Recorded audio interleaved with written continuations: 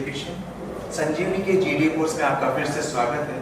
हमने प्रीवियस जो वीडियोस थे उसमें बेड के बारे में डिस्कस किया था कि बेड में कितने आर्टिकल्स यूज होते हैं, कितने टाइप्स के होते हैं। तो मैंने आपको बताया था कि बेड 6 प्रकार के होते हैं, जिसमें close bed, occupant bed, occupied bed, open bed, आपके फ्रैक्चर बेड, आपके बर्न पेशेंट बेड, कई ऐसे बेड्स बताए थे मैंने।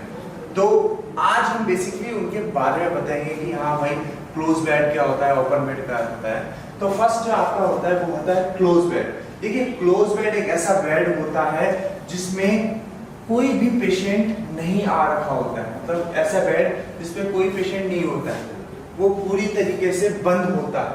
क्लोज का मतलब होता है बंद।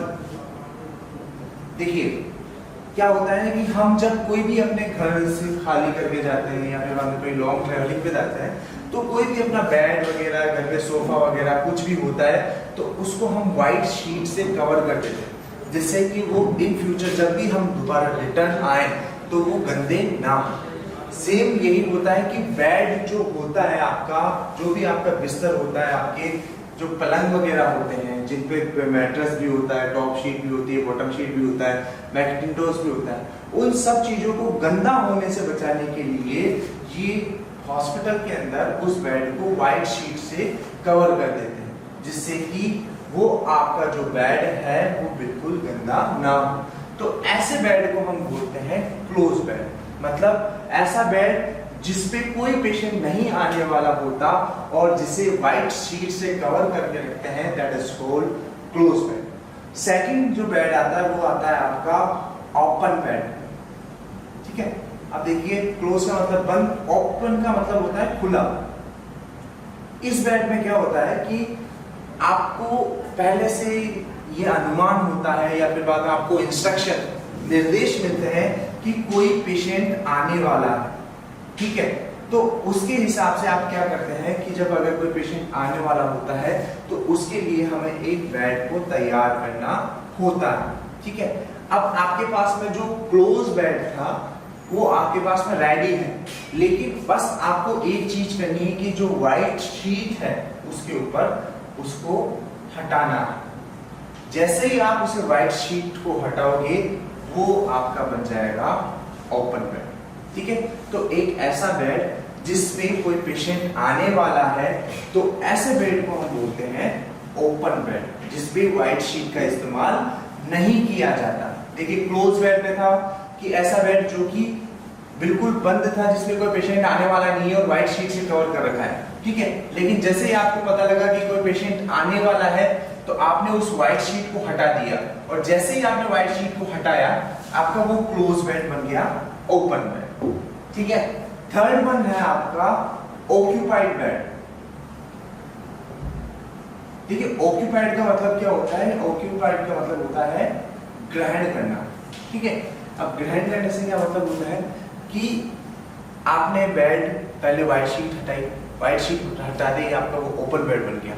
अब जैसे ही कोई पेशेंट उस बेड पे आ जाएगा, मतलब जैसे ही वो पेशेंट उस बेड पे बैठ जाएगा या लेट जाएगा तो ऐसे ही वो बेड बन जाएगा आपका ऑक्यूपाइड बेड, मतलब एक ऐसा बेड जिसमें कोई पेशेंट आ चुका है। ठीक है, क्लोज पे कोई नहीं आने वाला था, ओपन पे आने वाला है और ऑक्यूपाइड पे आ चुका है। ठीक है, तो एक ऐसा बेड जिसमें कोई पेशेंट आ चुका है उस बेड को हम बोलते हैं ऑक्यूपाइड बेड। ये याद रखना। ठीक है, फर्स्ट क्लोज पे कोई नहीं आने वाला, सेकंड पे आने वाला है और थर्ड पे आ चुका है, ये होता है ऑक्यूपाइड बेड। फोर्थ वन जो है वो है आपका ऑपरेशन बेड। ठीक है, ऑपरेशन जो बेड होते हैं मेनली वो आफ्टर सर्जरी, मतलब किसी की सर्जरी हो जाए, जैसे किसी के पाँव की सर्जरी हो गई, हाथ की सर्जरी हो गई, पीठ की सर्जरी हो गई, तो जिन लोगों की सर्जरीज हो जाती है उनके बाद में जो बेड बनाए जाते हैं उनको बोलते हैं हम ऑपरेशन बेड। ऑपरेशन बेड्स जो होते हैं उनके अंदर मेन चीज होती है कि इसमें पिलो का यूज नहीं किया जाता फॉर 24 आवर्स, मतलब 24 घंटे तक उस बेड पे पिलो का यूज नहीं किया जाता, क्योंकि जो आपके पेशेंट होते हैं उनको एनेस्थीसिया दिया हुआ होता है और एनेस्थीसिया से वो लोग अनकॉन्शियस या सेमी कॉन्शियस होते हैं, मतलब बेहोश अर्ध चैतन्य अवस्था में होते हैं, जिसकी वजह से अगर आप उनके सर के नीचे पिलो का यूज करते हैं तो उनका रेस्पिरेटरी जो सिस्टम हो वो डिप्रेस हो जाता है, पिचक जाता है और उसको सांस लेने में प्रॉब्लम हो सकती है। इसी चीज को बचाने के लिए पिलो यूज नहीं करते, जिससे कि पेशेंट का जो एयरवे है वो बिल्कुल सीधा रहे। दूसरी बात, आपका जो ऑपरेशन बेड होता है उसमें मैकिन्टोश जो होता है, जो रबर की शीट होती है, वो हमेशा ऑपरेशन साइट के नीचे लगाई जाती है।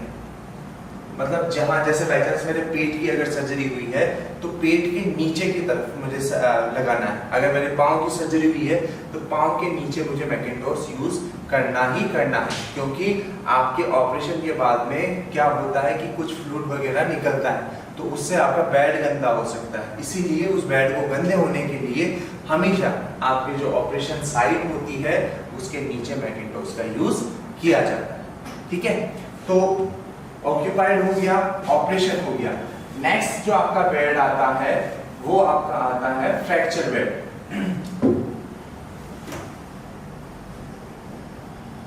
ठीक है, फ्रैक्चर बेड मतलब होता है कि ऐसा बेड जो कि फ्रैक्चर पेशेंट के लिए यूज होता है। ठीक है, मान लिया फ्रैक्चर पेशेंट के लिए यूज होता है, लेकिन इसमें डिफरेंशिएशन क्या है, क्या फर्क होता है इन चीजों में।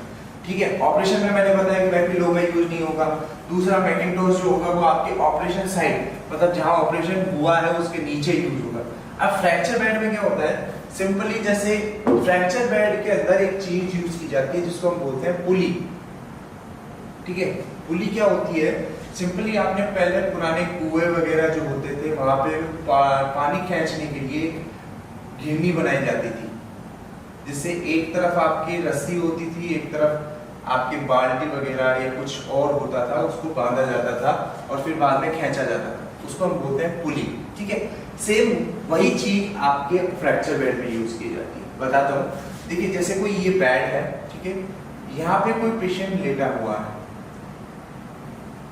ठीक है, यहाँ पे कोई पेशेंट लेटा हुआ है, अब उसके फ्रैक्चर आया हुआ है पाँव में। ठीक है, तो क्या करते हैं कि उसके जब पैर वाले हिस्से में जहाँ पे बेड एंड होता है वहां पे एक पुली लगाते हैं और पुली से फिर बाद में उसके पाँव को एक डोरी से या रस्सी से बांधा जाता है और फिर बाद में उसको दूसरी तरफ कोई 5 किलो या 10 किलो का भार जो है उससे लटकाया जाता है। उससे क्या होता है कि आपका जो फ्रैक्चर पाँव है वो एक जगह स्टेबल हो जाता है। ठीक है, पाँव स्टेबल हो जाएगा, इमूवेबल नहीं होगा, तो आपकी जो हड्डी है वो इजीली जुट जाएगी। तो हमेशा आपके फ्रैक्चर बेड्स जो होते हैं उनके अंदर पुली का इस्तेमाल किया जाता है। ठीक है, अब दूसरी बात, अगर बाय चांस ये पुली ना हो तो क्या होता है, तो अगर किसी के पास में पुली वगैरह ना हो तो वहां पर पे हम सैंड बैग का यूज करते हैं। सैंड बैग मतलब ऐसे बैग जिनके अंदर मिट्टी भरी हुई रहती है। आप अगर नॉर्मल पिलो यूज करोगे तो उसमें कॉटन होती है, रुई होती है, उससे क्या होता है कि वो पिचक जाएगा। लेकिन जो सैंड बैग होते हैं वो हार्ड होते हैं और हार्ड होने की वजह से वो जो आप जो भी अगर बाई चांस वहां पे हाथ या पाँव रखोगे तो वो पिचकेंगे नहीं और आपका हाथ जो होगा वो एकदम स्टेबल रहेगा। तो ये मेन चीज है कि आपका फ्रैक्चर बेड है, या तो उसमें पुली का यूज करेंगे या फिर बाद में आप सैंड बैग का यूज करेंगे। नेक्स्ट जो आपका बेड है वो आता है आपका बर्न पेशेंट बेड।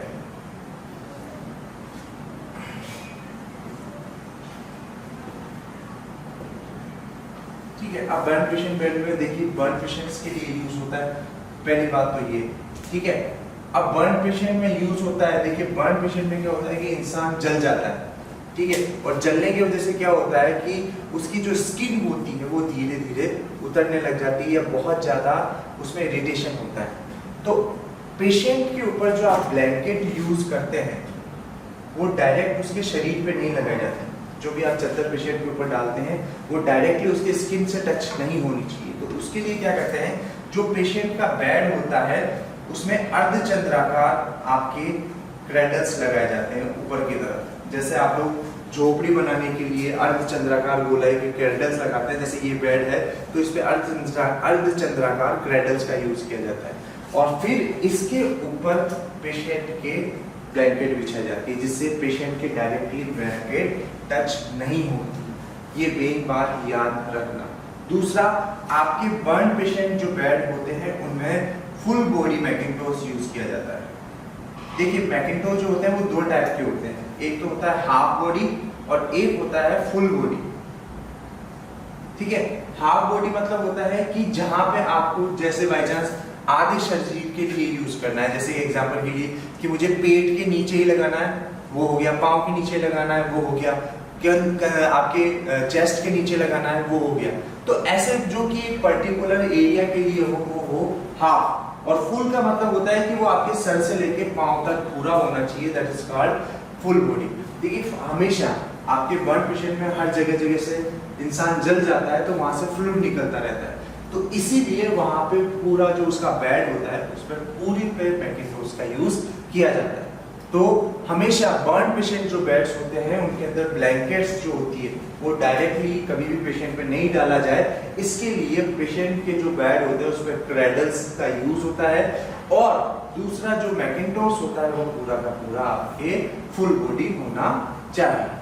तो मेन आपके जो 6 बेड्स थे जिसमें close bed, open bed, occupied bed, fracture bed, operation bed और बर्न पेशेंट बेड, इन चीजों के बारे में हमने आपको बताया। नेक्स्ट वीडियो के अंदर हम आपको नेक्स्ट टॉपिक बताएंगे, उसके लिए थैंक यू, आज के लिए धन्यवाद।